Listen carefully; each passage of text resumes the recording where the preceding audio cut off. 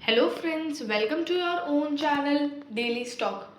तो आज हम आपको Shri Ganesh biotech India limited पे शेयर एनालिसिस बताने वाले हैं और साथ ही में आपको ये भी बताएंगे कि आपको इस शेयर में निवेश करना चाहिए या नहीं करना चाहिए।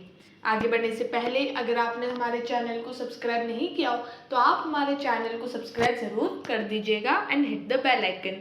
तो सबसे पहले हम आपको बताएंगे कि कंपनी काम क्या करती है, उसके कॉम्पिटिटर्स कौन कौन हैं, शेयर प्राइस चार्ट के बारे में डिस्कस करेंगे, शेयर होल्डिंग पैटर्न के बारे में बताएंगे और क्वार्टरली रिजल्ट का एनालिसिस करेंगे।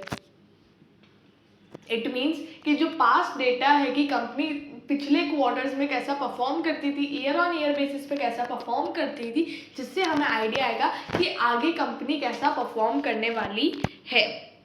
So let's begin. Shri Ganesh biotech India limited एक लीडिंग डिस्ट्रीब्यूटर है, सप्लायर है और ट्रेड भी करती है ये कंपनी एग्रो प्रोडक्ट्स के अंदर, जैसे कि पोटैटो, पैडी सीड और medical plantation of stevia and white musli, cashews and cane food. तो कंपनी ये सारा काम करती है, एग्रो प्रोडक्ट में भी काम करती है और जो बाकी की चीज़ें हैं उनमें भी काम करती है। कंपनी डेटा की बात करेंगे तो मार्केट कैप है 219 करोड़ का। तो ये एक स्मॉल कैप कंपनी है, लेकिन इसका stock price to earning ratio देखेंगे तो 86.3 है, जबकि industry price to earning ratio 24.4। तो इंडस्ट्री के कंपैरिजन में अगर आप देखोगे तो स्टॉक प्राइस टू अर्निंग बहुत ज़्यादा है। इट मीन्स इसका जो करंट प्राइस है वो ज़्यादा रुपीज़ पे ट्रेड हो रहा है। अगर आप इसकी बुक वैल्यू देखेंगे तो 2.98 है और इट मीन्स कि जो book price to book value है जो 3.70 टाइम्स आपको ज़्यादा रुपीज़ पे मिल रहा है। मतलब ये शेयर आपको 3.70 टाइम्स ज़्यादा प्राइस पे मिल रहा है। डेट है कंपनी के पास 0.19 करोड़ का, मतलब मार्केट कैप से, मतलब अगर इक्विटी से कंपेयर करें तो इतना ज़्यादा डेट कंपनी के पास नहीं है। अब यहाँ पर बात करेंगे हम फाइनेंशियल ट्रेंड के बारे में। 2018 में अगर आप देखेंगे तो कंपनी का रेवेन्यू था 7 करोड़ 86 लाख का और 2018 में कंपनी की प्रॉफिट थी 3 करोड़ 50 लाख की। उस टाइम कंपनी के जो जो कंपनी के खर्चे होते हैं, एक्सपेंस होते हैं, वो इतने ज़्यादा नहीं थे, तो कंपनी की जो प्रॉफिट्स है वो अच्छी खासी यहाँ पर आ गई। 2019 में कंपनी का रेवेन्यू डिक्रीज हुआ 5 करोड़ 87 लाख और कंपनी का प्रॉफिट हो गया 1 करोड़ 79 लाख। 2020 में कंपनी का रेवेन्यू और भी ज़्यादा डिक्रीज हो गया और डायरेक्ट 2 करोड़ 47 लाख पे आ गया। कंपनी की प्रॉफिटेबिलिटी 23 लाख पे आ गई। 2021 में जब कंपनी ने सारे क्वार्टर्स में अच्छा परफॉर्म किया और 17 करोड़ 21 लाख का रेवेन्यू किया है। मतलब अगर हम पिछले 3 साल और इन चारों साल को अगर कंपेयर करें तो सबसे ज़्यादा रेवेन्यू कंपनी ने 2021 में किया है। बट फिर भी कंपनी के जो प्रॉफिट्स है वो सिर्फ 32 लाख के थे, क्योंकि एक्सपेंस होते कंपनी के पास, उस वजह से यहाँ पर सिर्फ 32 लाख का प्रॉफिट ही हुआ है। अब हम और भी ज़्यादा डिस्कस करेंगे कि कहाँ पर कंपनी के एक्सपेंस हो रहे हैं। जैसे कि अगर हम सेल्स देखें मार्च 2019 की तो 1 करोड़ 92 लाख का कंपनी का रेवेन्यू है। जून में यहाँ पर 1 करोड़ 5 लाख का। तो इसी तरह से दिसंबर मार्च में अगर हम देखें तो 12 लाख का कंपनी का रेवेन्यू है।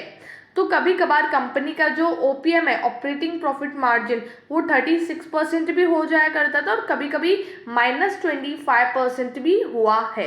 आई मीन कंपनी के एक्सपेंस ज़्यादा है एज कंपैरेटिव टू कंपनी के रेवेन्यू से। अब यहाँ पर अगर हम देखेंगे कि कंपनी ने 2021 में कंपनी का इतना रेवेन्यू कैसे आया है, तो दिसंबर 2020 में देखेंगे तो 7 करोड़ 84 लाख का कंपनी का रेवेन्यू है। मार्च में देखेंगे तो 9 करोड़ 26 लाख का रेवेन्यू है। सितंबर में कंपनी ने कुछ भी नहीं किया है। जून में यहाँ पर कंपनी ने सिर्फ 11 लाख का रेवेन्यू किया। तो ओवरऑल अगर 4 क्वार्टर का देखें तो एक क्वार्टर में कंपनी ने कुछ भी परफॉर्म नहीं किया है। स्टिल कंपनी ने 17 करोड़ का रेवेन्यू कर दिखाया है।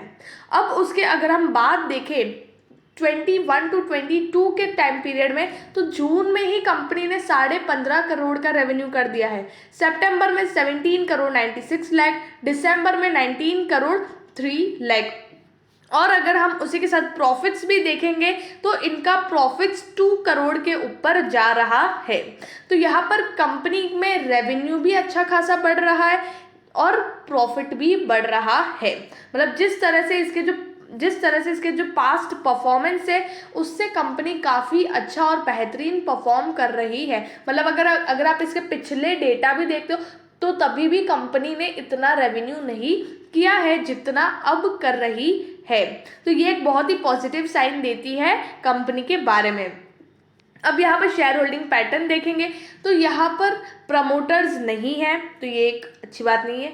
फॉरेन इन्वेस्टर्स देखेंगे तो जिन्होंने यहाँ पर एग्जिट कर दिया था वो अभी अपना स्टेक बढ़ा रहे हैं, दिसंबर से बढ़ाने लग गया 1.70 से, अभी उन्होंने अपना स्टेक 2.42 कर लिया है और रेस्ट ऑफ द स्टेक यहाँ पर 97.58% का स्टेक पब्लिक के पास है। तो फॉरेन इन्वेस्टर्स अब इसमें फिर से इंटरेस्ट दिखा रहे हैं। एक स्मॉल कैप कंपनी, छोटी सी कंपनी जिसमें आप फॉरेन इन्वेस्टर्स भी इंटरेस्ट बता रहे हैं, तो ये एक बहुत ही बड़ी बात होती है। और एट द एंड जो बाकी के जितने भी शेयर्स हैं वो सारे पब्लिक रिटेलर्स के पास ही है।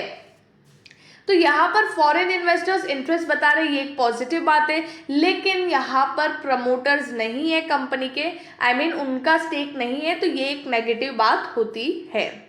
अब यहाँ पर अगर हम पीयर कंपैरिजन करें फार्मास्यूटिकल्स अगर सेक्टर में, तो सन फार्मा है, सिप्ला है, डॉक्टर रेड्डीज लैब है, Piramal enterprise, torrent pharma, Biocon, Alkem lab, then Shri Ganesh biotech. और अगर हम देखेंगे तो सबसे कम यहाँ पर अगर हम देखेंगे मार्केट कैप जो है श्री गणेश का सिर्फ 219 करोड़ का, बाकी एल्केम लैब का भी देखेंगे तो 37,981 करोड़ का है। और अब जिस तरह से कंपनी ग्रो कर रही है, 19 करोड़ के सेल्स में 95 लाख का प्रॉफिट, 156% आप देख सकते हैं परसेंटेज वाइज, जो इन सबसे ज़्यादा है। मतलब ये ईयर में कंपनी काफ़ी अच्छा परफॉर्म किया है। और यहाँ पर कंपनी सेल्स भी अगर हम देखेंगे तो 142% की सेल्स कंपनी ने की है। तो कॉम्पिटिटर्स इनसे कंपेयर करना थोड़ा पॉसिबल नहीं है, क्योंकि ये एक अलग लेवल की कंपनी है। मतलब जिनका मार्केट कैप इतना बड़ा है, जो ऑलरेडी स्टैब्लिश्ड है और जो ऑलरेडी अच्छी खासी सेल्स कर रही है, प्रॉफिट कर रही है। और श्री गणेश बायोटेक एक छोटी सी कंपनी है जो अभी ग्रो करना स्टार्ट की है। तो उस वजह से इनका जो अगर हम देखेंगे कंपैरिजन तो वो थोड़ा सही नहीं होगा, क्योंकि उनके कंपैरिजन में अगर हम सेल्स और रेवेन्यू देखें, मतलब प्रॉफिट देखेंगे, तो उनके कंपैरिजन में कम है। लेकिन अब जिस तरह से कंपनी परफॉर्म करी वो बहुत ही बढ़िया बात है। तो अब यहाँ पर बात करेंगे 5 ईयर हाई जो 49.40, और यहाँ पर ग्राफ देखेंगे जैन 2018 में तभी कंपनी ने हाई किया था और उसके बाद से यहाँ पर कंपनी का आप शेयर प्राइस देखेंगे तो सिर्फ नीचे की तरफ जा रहा है। लेकिन अगर हम लो भी देखेंगे तो वो 9.45 का लो है, जो 1 ईयर का लो है और 1 मंथ का भी वही लो है। लेकिन अगर हम 5 ईयर की बात करेंगे तो 7.63 का इसका लो है और करंटली 11 रुपीज़ पर था और फ्राइडे के दिन ये 3.17% डाउन था। तो अभी शेयर ज़्यादा नीचे नहीं जा सकता है और जिस तरह से कंपनी अभी ग्रो कर रही है तो ये एक पॉजिटिव साइन देता है कि आने वाले समय में कंपनी और भी अच्छा कर सकती है।